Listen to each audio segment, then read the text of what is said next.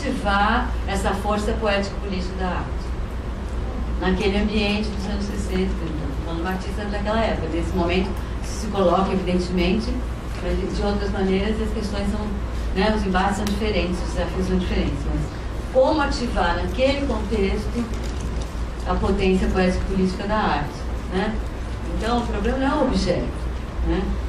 Inclusive esses objetos que eu usava nessas práticas são objetos de extrema precisão, porque quando o exercício poético está se dando de fato, né, a exigência de rigor, ela é muito mais complexa e mais difícil do que um rigor formal.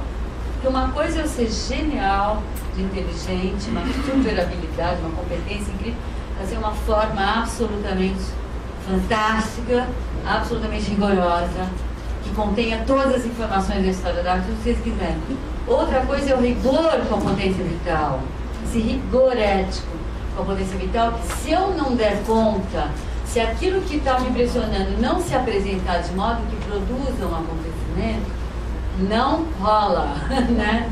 Então é muito mais complexo, mais sutil, e a exigência é muito maior, né? Então, o que acontece? Eu conheci a Lígia lá nos anos 70 na França, né? Que eu fiquei 10 anos lá. Eu fui presa em 70, mas não como militante guerrilheira, fui presa como contra a cultura. Era intensamente, vivia intensamente contra a cultura, como muitas pessoas da minha geração, né? E a contracultura na memória brasileira, ela foi totalmente recalcada naquilo que ela tinha como força político-poética, né? O que sobra dela é algumas manifestações mais visíveis, que é o tropicalismo, mas que parece como se fosse um mero movimento cultural, quando na verdade é um movimento de diferenciação da existência generalizado nessa geração, muito corajoso, muito potente, né? Que sofreu as mesmas violências por parte da ditadura que a guerrilha, etc. Mas era um movimento exatamente onde o que estava em jogo era o poético, né? Poético indissociável do político, né?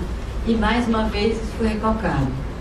Foi recalcado, foi muito reprimido na época e foi recalcado na memória. A única palavra que a gente dispõe para falar disso é desbunde e porra louca.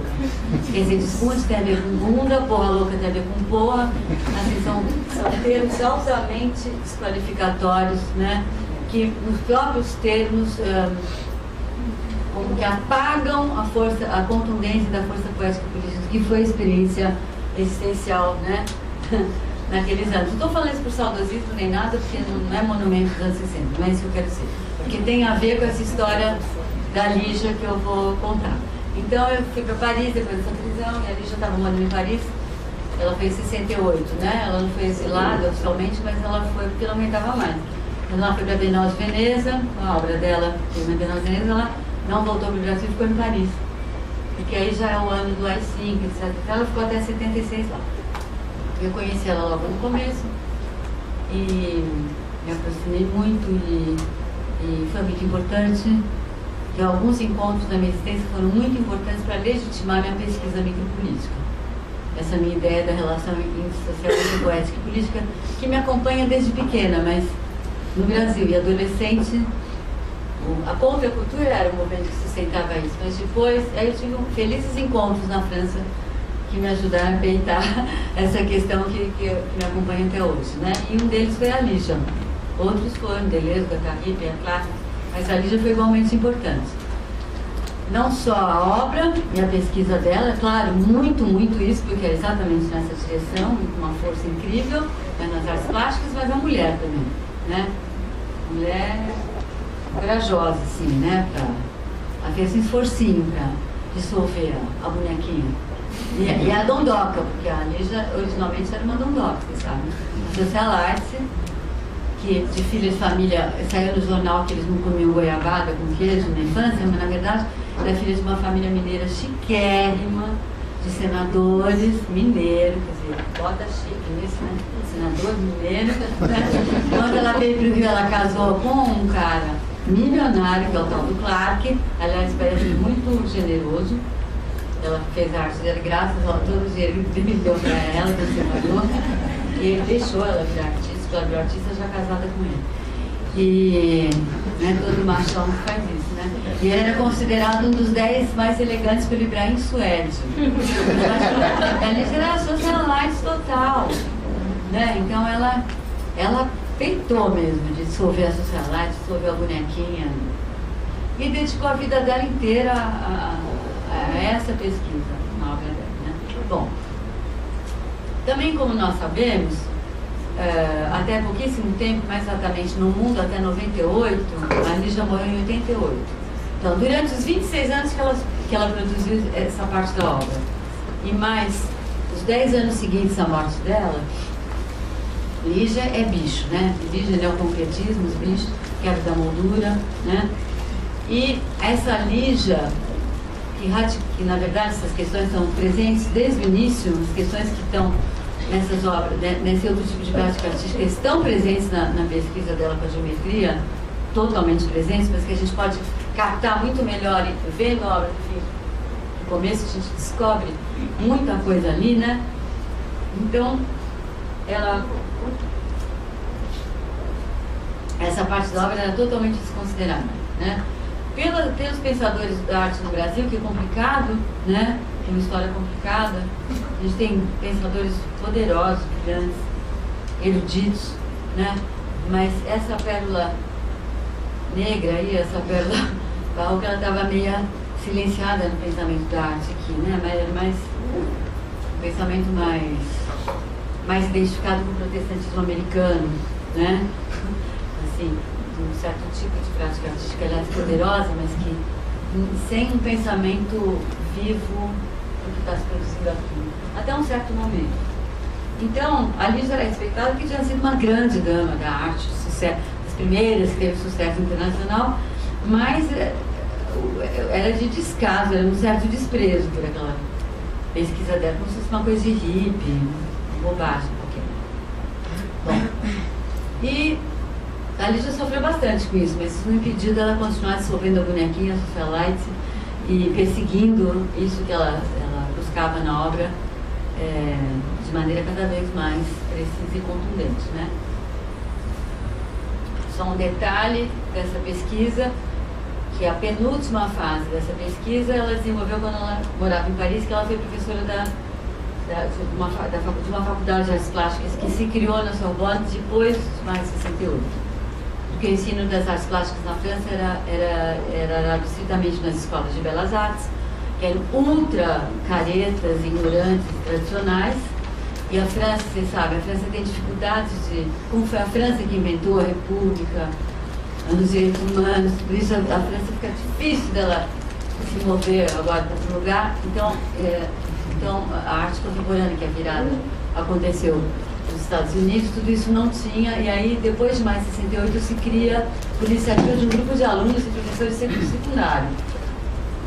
Até a história é prosaica e muito bonita, assim, o ministro da Educação estava lá super deprimido, depois de mais sem projeto, e aí chegou uma turma de secundaristas com um professor de arte no ginásio lá, que é o Pierre Barquet, cara, que foi um dos criadores da faculdade.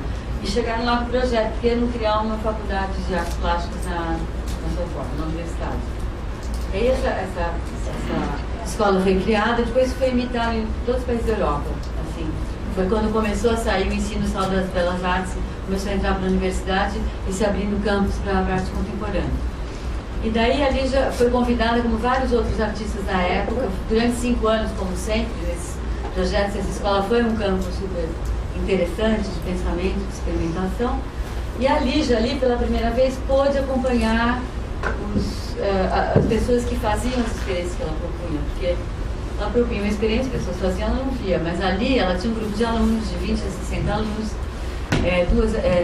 duas vezes por semana, 3 horas, durante todo o semestre, e daí ela pôde acompanhar o que se passava nessas experiências, né?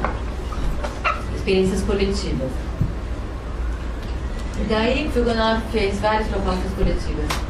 Aí ela percebe que não é tão óbvio propiciar ou criar as condições para que essa experiência aconteça.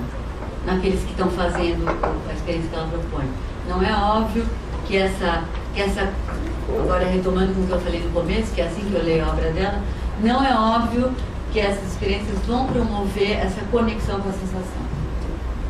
E por que não é óbvio? Ela foi vendo, ela foi constatando que gerava muita angústia, que começava a pular fantasma para cá e para lá, fantasma no sentido psicanalítico, né? E aí isso passa a ser uma questão para ela, e quando ela volta para o Brasil em 76, que aquilo também já tinha dado, 76 é quando a França, quando se instala mais esse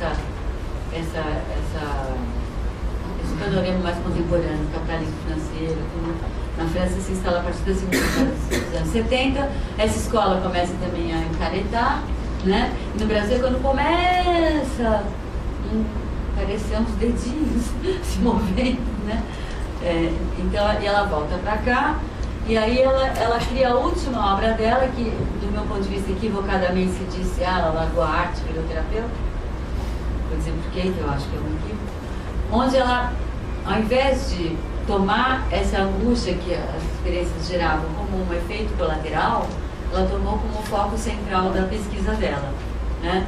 Então, ela criou um novo dispositivo, que foi a última proposta artística dela, no apartamento dela aqui na Prado Júnior. Ela criou aquele quarto, vocês já viram no filme lá, que tem o Paulo Sérgio de cueca, né? Ela transformou aquele quarto numa espécie de instalação, que era o dispositivo onde acontecia essa experiência. Tomou vários objetos que ela tinha criado ao longo desses anos, chamou todos de objetos relacionais, foi criando outros também. E ali era uma experiência de 1 hora, umas 2 ou 3 sessões por semana, ao longo de meses, uma pessoa de cada vez. E aí ela colocou como foco central da investigação o quanto esses objetos poderiam explorar a memória dos traumas do exercício poético de existência, assim, dos traumas do acesso à sensação, né? Ou dos traumas desse alerta ao ritmo vital, que recalcaram naquela existência, né? Eu falei uma coisa histórica assim de 5 séculos, mas como isso se dá naquela existência, né? Porque isso se dá em todas as nossas existências, porque nós estamos estruturados na base do recalque dessa capacidade da gente, né? Pelo menos eu entendo assim. Se quiserem me fazer discordar de mim, vou gostar. Então, ela começa a explorar isso, a convocar através dos objetos naquela sessão, naquele espaço, naquele ambiente, a memória do trauma. Convocar, porque o que ela percebe? Que ao convocar esse alerta, ao convocar o acesso à sensação, ao ritmo vital, você convoca junto a memória dos traumas. Então não tem como você liberar uma coisa sem trabalhar a outra. E aí a obra adquire uma dimensão nítida, explicitamente terapêutica. E é fundamental que seja assim, né? Mas se a gente diz que ela virou terapeuta, a gente simplesmente corta a trajetória dela em 2 pedaços, e com isso o que a gente perde? A gente perde o essencial, do meu ponto de vista pelo menos, da poética da Lígia Clark, que é a própria lógica da poética dela que levou ela, na radicalidade dela, no final, a fazer esse tipo de prática e explorar isso, né? Isso tem 1000 desdobramentos que eu não vou entrar aqui, até um dos desdobramentos, por exemplo, não adianta você falar para o espectador participar, que o buraco está bem mais embaixo, você não tira o espectador dessa solidificação ou, como é que chamou? Blindagem. Você não tira o espectador da blindagem ou dessa solidificação do pobre coitado ficou, se você não trabalha na própria proposta artística algo que vá facilitar, sabe? Não adianta. Então também tem toda uma dimensão de resposta ao sistema da arte, tem 1000 dimensões aí que no meu caso. Bom, mas aí, quando eu estava lá na França, eu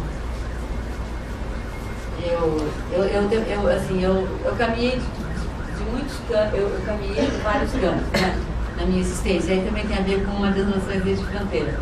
E como eu sempre estive atrás disso, que eu estou falando aqui, que eu estou sempre falando a mesma coisa, acho que cada um de nós sempre tem um mesmo problema atrás do qual você está a existência inteira e cada vez você vai inventando outro jeito de chegar, né? Então eu passei, eu fiz ciências sociais, filosofia, não sei o quê. Na época, em Paris, eu tinha acabado de ciências sociais, tinha feito filosofia, principalmente ligado a Deleuze, tinha trabalhado no Guattari, por causa disso resolvi fazer psicologia. Também uma faculdade foi criada depois de maio de 68, que nem chamava psicologia, chamava Ciências Humanas Clínicas, que entendia que clínica é uma dimensão, é um tipo de abordagem da existência, não é um negocinho que eu faço no consultório, no hospital só. É uma dimensão de aproximação e de entendimento do mundo e de abordagem e de intervenção no mundo. Então, a Lígia me pediu para fazer a minha tese nas Ciências Humanas Clínicas sobre essa última obra dela. Por quê? Porque não tinha texto nenhum sobre ele. Mesmo o único crítico que acompanhou a Lígia até o final, totalmente, foi o Guy Bert, né? Bom, o Ferreira Goulart, vocês sabem que depois do concretismo ele se distanciou.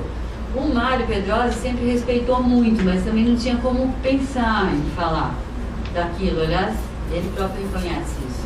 O próprio Ivan Lambois, que acompanhou bastante, ele até escreveu isso, que a partir desse momento em diante ele entrega a toalha lá para os professores, porque ele não sabe como pensar.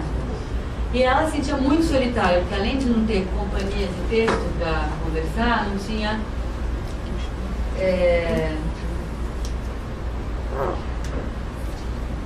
tinha essa espécie de descaso por essa pesquisa dela, era muito solitária.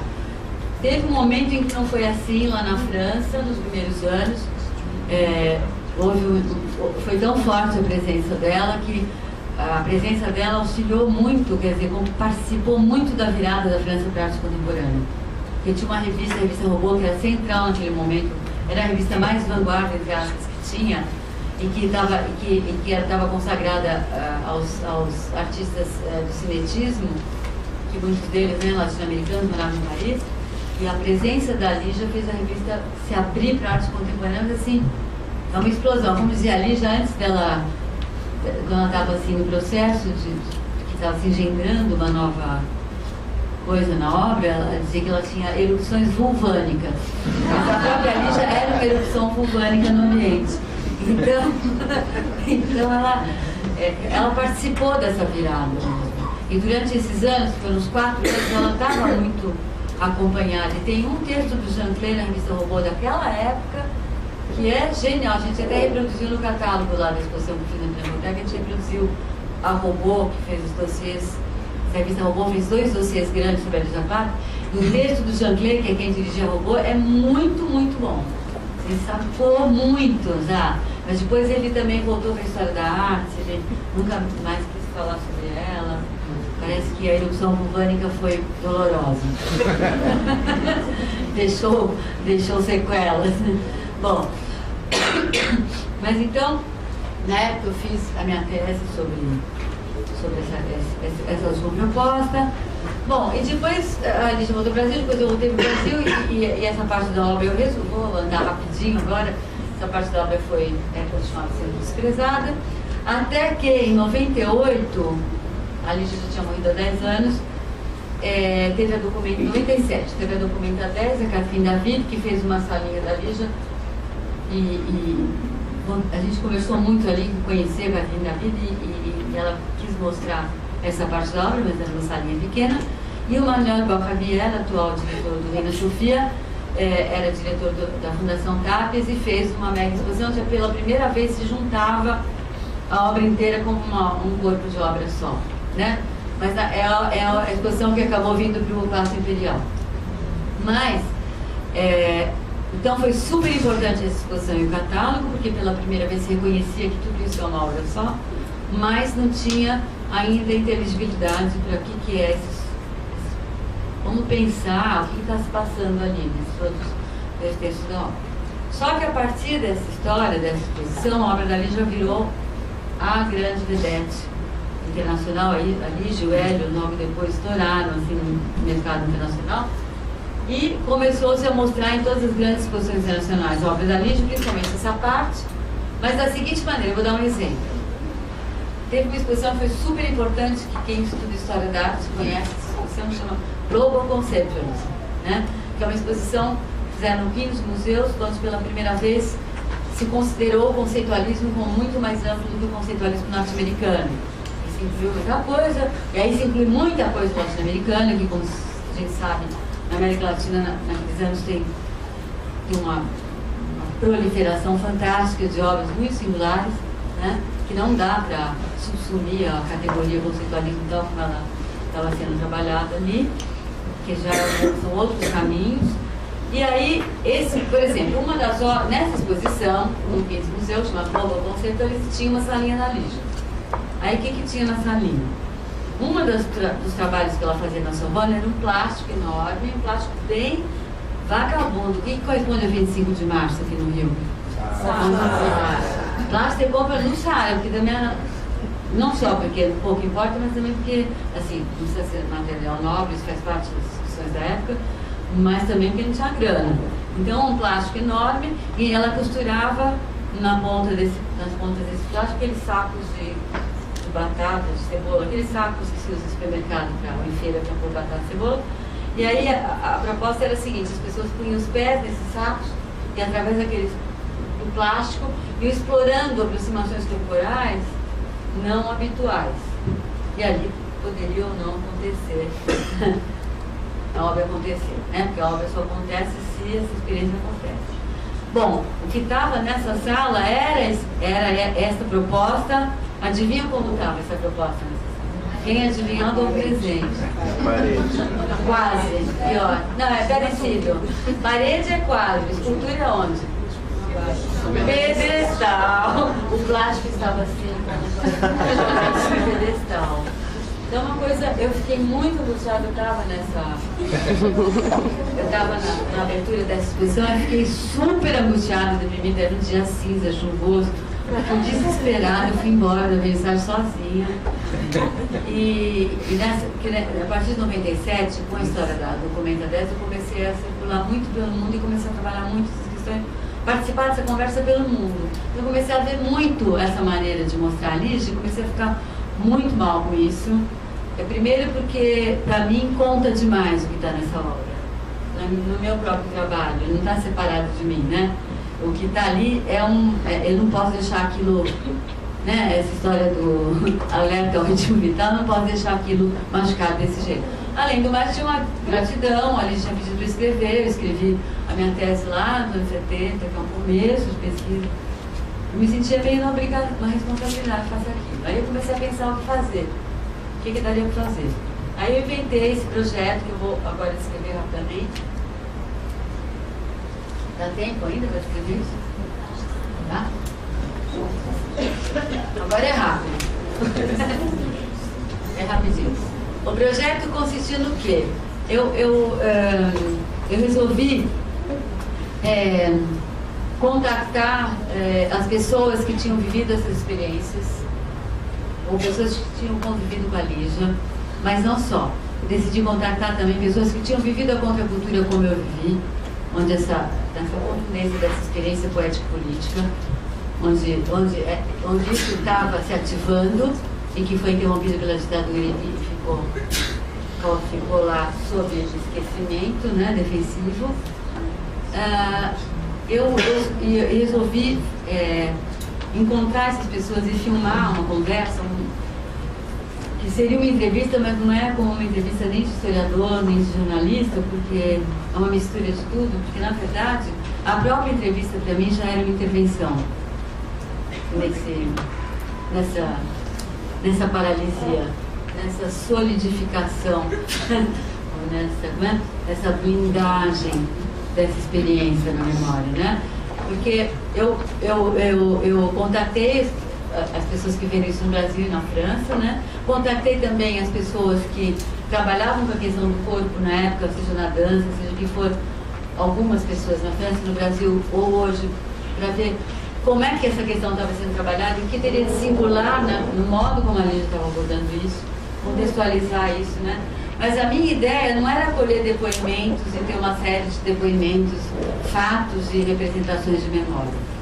A minha ideia era intervir nessa desativação dessa experiência. Não no sentido de resgatar o monumento dos anos 60, nada disso, no sentido de ativar algo de essencial que se encontrava desativado, né? Então, a própria entrevista, a própria conversa já era uma provocação, porque o que me interessava é que a pessoa mergulhasse na memória das sensações. Eu não queria que a pessoa me contasse essa historinha. Eu queria que naquele encontro, usando também uma experiência clínica, desse olhado que eu estou falando, que eu estou sempre com essa dimensão, está sempre ativa no meu trabalho, eu queria que naquela conversa se criasse um contexto para fazer para convocar a memória dessas sensações, da sensação dessa experiência contundente, não só nas práticas que a Lígia propunha, mas é muito além da obra da Lígia Stolz. E é no contexto onde ela, inclusive, teve suas condições de possibilidade, né? E aí eu tive a felicidade de poder contar com a Babette Mangolo, que é uma cineasta muito bacana, que foi quem filmou. Ela é belgo-franco-americana, dessas europeias que foram para Nova York no início dos anos 70, no fim dos anos 60. Então ela que filmou toda a virada para a arte contemporânea, toda a cena experimental nova-iorquina, na dança, nas artes plásticas, no teatro. Então a minha ideia, que também é uma percepção clínica, é que, embora ela fosse só filmar a entrevista, mas como ela viveu isso muito intensamente, eu imaginava que alguma coisa ela ia captar ali, que ia estar na imagem, né? E deu muito certo. A gente filmou na França, nos Estados Unidos e no Brasil. Filmei 65 depoimentos, dos quais 12 não rolaram. Por exemplo, o cabeleireiro da Lígia no Copacabana Palace, que só falava, esse é o lápis da dona Lígia, que ele guardava até 2005, um lápis de sobrancelha na bolsa dele, né? Ali não saiu, mas enfim. 53 encontros aconteceram. Isso aconteceu, né? E daí montei todo esse material e fiz disso um arquivo de 53 filmes. Então, agora eu vou falar do destino desse arquivo e dos vários desdobramentos dele, e como essa coisa do poético, o político e o clínico são totalmente indissociáveis, e na produção de um conceito também, são indissociáveis esse projeto, como isso está presente nisso, porque o que eu queria? Eu queria ao mesmo tempo intervir nesse esquecimento, produzir, na medida do possível, uma ativação da memória dessa qualidade de experiência, no sentido dessa qualidade de experiência ativar no presente, o que implica em produzir coisas que não tem nada a ver com os anos 60, porque a questão não é as formas dos anos 60. A questão é essa qualidade, essa contundência, desse alerta à vida como potência de criação, né? E dessa conexão com a sensação e dessa política de produção, de pensamento, seja na arte, seja na filosofia, seja na existência, né? De criação, né? A vida como esse processo de criação contínuo, né? Então eu queria promover isso ali mesmo no encontro. Então, e aí não é separado, não é o sujeito feliz ajudando o pobre coitado do outro que está no esquecimento. É nós dois tentando ativar junto mais um pouco. Cada um desses encontros foi completamente essencial para mim, óbvio, né? Esse projeto. Então não dá. Eu tenho um processo de subjetivação meu nessa história. Não é? Não vou salvar ninguém, né?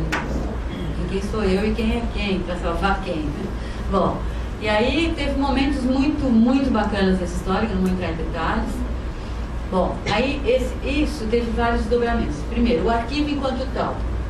O arquivo enquanto tal, ele não só enquanto produto disso, né? Esse objeto arquivo, 53 filmes que duram de 40 minutos a 2 horas, cada um. Ele não só promove, tem uma heterogeneidade imensa de vozes e de experiências falando de memórias dessa experiência, descrevendo essa qualidade de conexão, né? Essa abordagem das coisas, né? Então você tem uma variedade muito grande, então tem uma possibilidade grande de cada um encontrar por onde entrar por essa história, né? Depois, isso introduz um conceito de memória, introduz um conceito de arquivo. Porque para esse tipo de prática artística não adianta eu mostrar os objetos, claro, aquele plástico no pedestal, né? Ou mesmo que eu faça réplica dos objetos relacionais, não adianta eu, numa exposição, tentar refazer a experiência da Prado Júnior, como já vi acontecer, né, em exposições, porque aquela experiência ela é singular naquele contexto, naquela instalação precisa, naquele momento isso estava incidindo num certo diagrama, hoje o diagrama é outro, né? E além do mais era Lígia e alguém. Que adianta eu estar na Bienal, aí a Sheila é monitora, eu sou pública, a Sheila fala, quem quer fazer a estruturação do céu? Aí eu falo, eu quero. Daí eu deito no estradinho, a Sheila começa a me tacar objetos relacionados, que legal, experiência sensorial, né? Nossa, não tá. Também não adianta eu mostrar, fazer uma exposição com documentação. Porque quando se começou a se reconectar com os anos 170, que foi nos anos 90, né? Aí também não é à toa que é nos anos 90, vai ser outra história, começou-se a fazer muitas exposições de arquivo, que agora até aqui no Brasil está começando a se fazer também. Por quê? Porque para esse tipo de prática artística, até onde se tinha ido era... Então vamos mostrar arquivos, documentação, filmes, fotos e tal, e por aí a gente se situa. E a verdade se situa mais. Mas o que adianta eu ver o filme do Paulo Sérgio com a Lígia? Adianta para eu saber como que é a instalação, né? Mas eu vejo de fora, eu não sei, porque se a obra se dá e num deslocamento mínimo que se operou ou não no Paulo Sérgio ali, que provavelmente até é muito difícil porque está o Mário Carneiro filmando, o Paulo Sérgio falou que não aconteceu nada, porque ele estava lá de ator, né? Que eu filmei o Paulo Sérgio. E provavelmente é difícil isso que aconteça, porque não era assim, eram várias sessões. Bom, então, não adianta, claro que contribui, mas eu não acesso a obra, né? Porque se a obra é experiência, então esse arquivo também introduz um conceito de arquivo, para esse tipo de prática artística, e não só para Lígia, né? Então, e ele teve vários desdobramentos. Cada desdobramento é um novo dispositivo que tem que ser pensado, sempre desde essa pérola ali, né? Sempre desde esse lugar da sensação e como que você vai dar corpo para aquilo naquele contexto, com aquela demanda, o que é possível ali com aquilo, ou não, né? Então, enquanto eu estava preparando esse arquivo, a Corrente de Sinais me convidou para fazer uma exposição da Lígia, lá em Nantes, que ela estava dirigindo esse museu, e a gente trouxe para a Pinacoteca. Aí é um novo desafio. Porque, normalmente, se você só fica no plano da representação, você vai dizer, absurdo levar a Lígia para museu. A mulher se estribuchou a vida inteira, porque agora você leva a mulher para o museu, né? Mas se a gente pensa desse outro ponto de vista, micropolítico, ao contrário, se o circuito, é meu raciocínio, esse era o desafio, se o circuito está retomando isso e neutralizando completamente a contundência que está ali, e que teria um poder de contágio interessantíssimo, de abertura interessantíssimo no presente, então é exatamente ali que eu tenho que tentar fazer alguma outra coisa, né? Já não é a mesma questão, a questão do museu dos anos 60 e 70 não é a mesma de hoje. Né? Bom, aí também toda uma história que não vou falar porque é comprido. Então, eu achei interessante o desafio. Então, o que eu quis? Qual é o dispositivo que eu pensei? Eu pensei, primeiro, tem que mostrar a obra de trás para frente. Ele tem que dirigir mesmo o espectador. Ele tem que entrar, não sei se alguém de vocês teve na exposição da Pinacoteca? Você teve? Você teve, só dois. Então, assim, você tem que entrar pelo fim, por essa última proposta, e vai indo. Na Pinacoteca, onde eu gostei muito mais da exposição no Brasil do que na França. Na França, aliás, eu não gostei da exposição. Porque eu também era curadora de primeira viagem. Então, na Pinacoteca estava muito melhor. Primeiro, então, a pessoa entrava, percorria toda essa parte da obra, e no final, passava uma ponte lá que dentro da Pinacoteca, chegava naquelas salas de exposição normais de exposição moderna, e aí tinha uma belíssima exposição da Lígia neoconcretista, como se monta uma exposição moderna, só que aí você descobria ali, você entrava, eu queria que descobrisse o que eu pude descobrir da pintura e escultura dela a partir da pesquisa do que veio depois, né? Bom, isso é a primeira coisa. Segunda coisa, eu queria mostrar que são 26 anos, é 2/3 da obra, e não é assim, é pesquisa sensorial. Porque pesquisa sensorial é o que estava acontecendo em milhões de práticas artísticas na época. Pensava ver qual é a especificidade, qual a singularidade do que estava sendo proposto aí. E a gente tinha uma ideia muito vaga, assim, um magma de coisas bem diferenciado, né? Algumas propostas. Eu quis mostrar que eram 5 fases que ela foi separando como fases, com nomes dessas fases, que eram conceitos, né? E que em cada fase tinha uma infinidade de propostas artísticas. Então eu dividi as 5 fases, cada fase eu colocava objetos originais, alguns objetos réplicas para mexer, um texto conciso dizendo qual a questão, pelo menos na minha leitura, naquela fase, e todas as obras, sei lá, 20 propostas daquela fase, com datas e tal. Bom, então, e mais, o que eu fiz? Eu comecei a trabalhar essa curadoria 4 meses antes da exposição, lá na Pinacoteca, enchi o saco do Marcelo, porque eu trabalhei com o museu inteirinho. Eu trabalhei desde o Alcides, que é o porteiro do Rinaldo, que aliás é um pai de santo, maravilhoso, que é o porteiro lá da Pinacoteca, até o Marcelo. Porque, no meu entender, e não é democratismo, a coisa não estaria ali, não haveria acontecimento possível se todos aqueles que participam no museu da exposição, o pessoal, os arquitetos que fazem as montagens, o pessoal que fica nas salas, etc., se todos, cada um dentro da dimensão que participa da construção de uma exposição, não estivessem também sabendo que acontecimento a gente tinha que tentar promover ali. Então isso foi uma coisa. Outros desdobramentos é o próprio arquivo, que tem havido exposições, é isso que está dando um rolo agora, esqueci da empresa. Exposições do arquivo, que na Europa teve várias.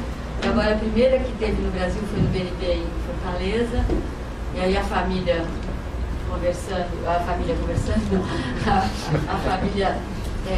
contatou o BNB 2 dias antes da abertura da exposição, proibiu o uso do nome da Lígia Clark, e como o BNB é uma instituição cultural que pertence a um banco, como acontece muito no Brasil, então eles tiraram o nome e todos os textos, com os filmes lá. Mas isso era as obras, né? Não tem obra nenhuma. Não, é assim. Eu fiz uma exposição da Lígia Clark em Nantes e na Pinacoteca, junto com a família. Os museus pagaram altíssimos valores, fizeram, a família participou, gostou muito. Isso, a exposição do arquivo. Não tem nenhuma imagem, nenhum texto da Lígia, absolutamente nada. Os depoimentos. Tem meu texto de apresentação na parede, apresentação dos entrevistados, um folder falando coisas do tipo dessas que eu estou falando aqui, porque é uma exposição de um conceito de arquivo, né? Aí eles reivindicaram o único nome, porque não tem nada ali.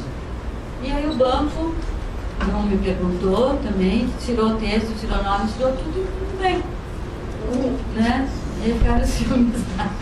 Bom, então esse é um desdobramento. Outro desdobramento vários museus querem esse arquivo no acervo, né? E aí aí você inventa um outro dispositivo, né? Por exemplo, na América Latina, o dispositivo é que vários museus latino-americanos se juntaram num pool conjunto para pagar juntos.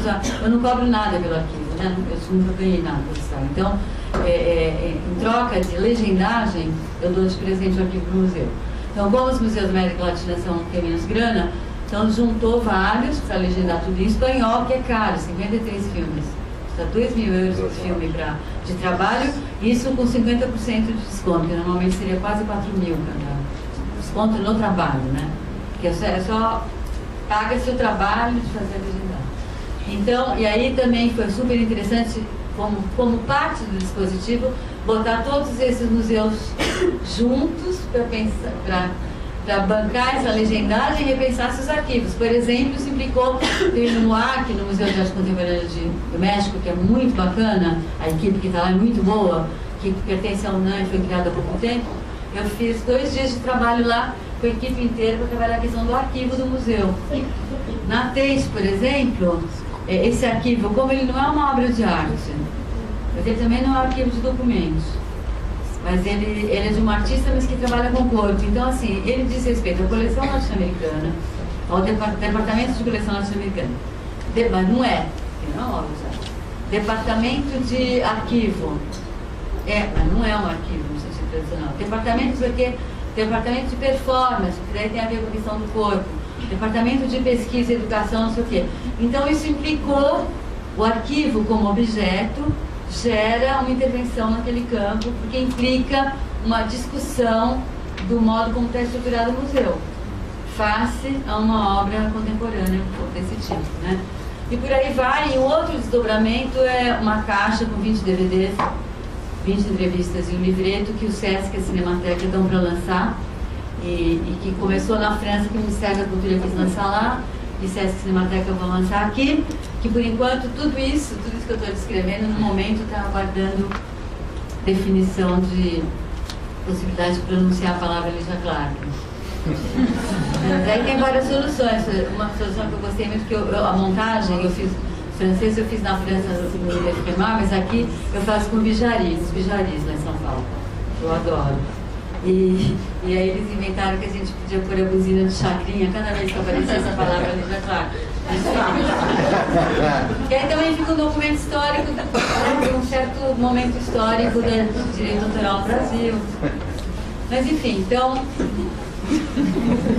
é mais ou menos isso, né? Tá bom?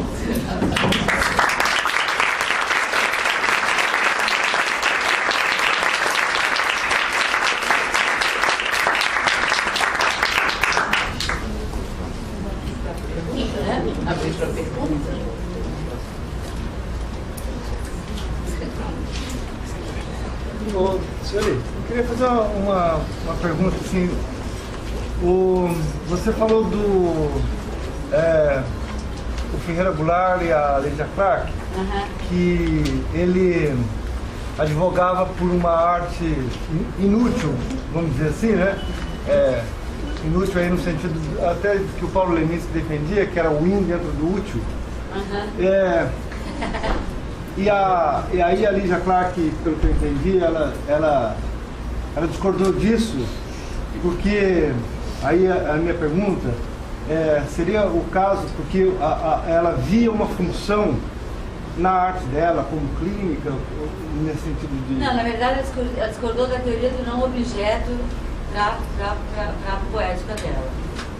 Porque a questão é o que eu coloquei aqui, a questão não era objeto ou não objeto, a questão é como se distribui a solidificação do processo artístico no objeto de modo a ativar a concordância poético-política do objeto. A Lígia não era uma pessoa politizada, não tinha um discurso desse tipo, isso é bom ficar bem claro, né?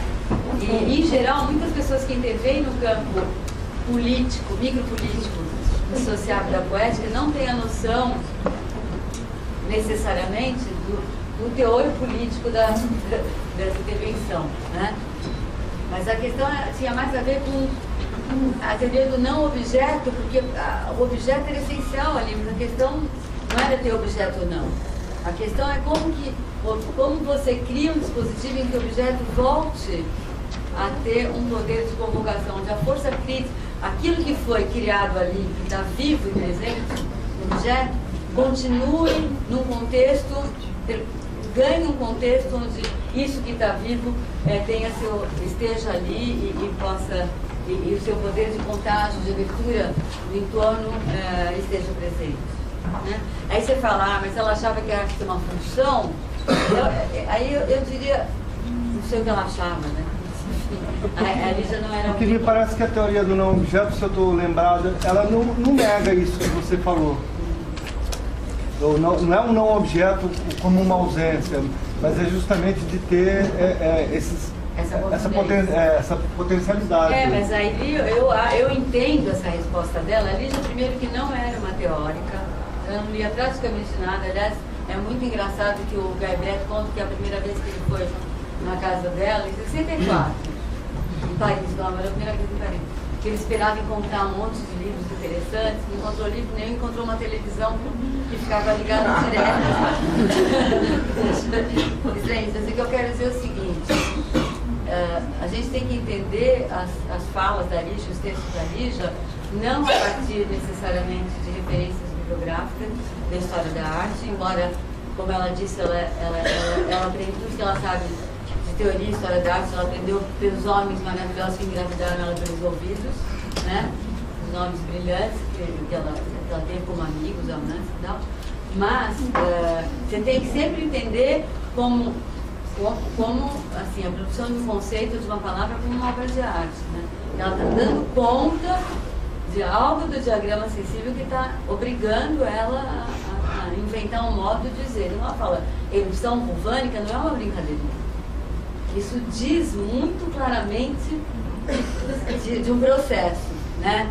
E ela bom, não importa o que eu falo. Mas então, você tem que pensar o não objeto. Eu entenderia assim, quando ela fala o não objeto, não é não objeto, né? No caso da obra dela, é porque para ela era muito fundamental a investigação que ela estava fazendo através do objeto, no meio do objeto, mas que não se esgota no objeto. A Lígia era alguém que nunca grudava em teoria nenhuma, porque a teoria estava prestigiada. Ou aquilo fazia um sentido para a pesquisa poética dela, ou não fazia sentido. Agora, uma coisa que, no Ferreira Goulart, já que você tocou nele, antes de você falar o nome dele, eu estava pensando nele, porque é um exemplo do que aconteceu nessas entrevistas. Ferreira Goulart, na entrevista, ele começou com aquele discurso.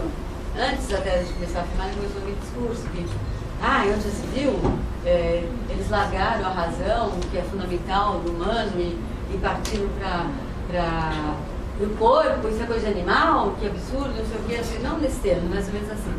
E eu falei para ele, desculpa, quem sou eu perto de você, mas eu entendo que tudo que você pensou no neoconcretismo, eu acho interessantíssimo, é exatamente o que se foi se desdobrando de maneira cada vez mais radical depois, tanto no Hélio como no Marisa. Não acho que é outra curva. Eu acho que é exatamente, está na mesma sintonia, né? E aí, ele falou, e eu não tenho certeza se isso está gravado ou não, mas ele falou, ele encheu o olho de lágrima, que depois fecha de novo, mas aquela hora ele encheu o olho de lágrima, e ele falou, na verdade, eu me afastei porque eu não aguentei. Aquilo era radical demais, eu psiquicamente não tinha condições. Aquela história, era radical demais. Oi, desculpa. Ele falou, nessa hora ele encheu o olho de lágrima, depois parou, tá? Mas nessa hora ele encheu o olho de lágrima e falou assim, na verdade, eu me afastei porque eu não tinha como aguentar psiquicamente aquele grau de radicalidade. Quando ele largou, entrou para a militância e para a clandestinidade, né? E depois ele fala, e daí isso eu tenho certeza que está gravado no filme, ele fala, Lígia, a vanguarda europeia namora com o abismo, mas chega lá na beirinha, volta, né? Lígia e Hélio atravessaram o abismo. Que é uma coisa que... Isso é muito importante na cultura brasileira, porque o Ferreira Goulart não é qualquer coisa, né? E não é qualquer coisa essa solidificação que aconteceu, né, nele, naquele momento lá da ditadura, e no momento que ele se afasta, que vai, pouco tempo depois cria aquele livro maravilhoso que é o Poema Sujo. O Poema Sujo é um livro que eu descobri através dessas entrevistas, que ele salvou muita gente. Por exemplo, o Macalé conta, salvou no sentido de tirar a paralisia. Porque a ditadura tem o efeito exatamente de inibir esse processo de sair da sensação para criar, expressar, trazer, dar corpo, né?